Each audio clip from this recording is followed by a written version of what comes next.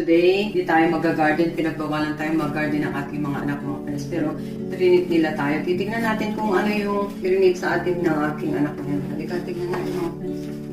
Meron tayo special delivery. Yan, so bawal na daw tayo mag-garden, mga friends. Ngayong araw lang na to, sabi ko, diba? So, dahil masunurin tayo, binigyan tayo ng treat ng aking anak na si... Tignan mo kung sino yung anak kong nag-treat ngayon. Ayan. Kita niyo yung pangalan niya. Meron tayong cinnamon breadsticks. Ayan. Thank you sa aking anak na si Tricia. Tignan natin to. Ano ba to? Oh, meron tayong barbecue pizza. Ayan. Hawaiian pizza.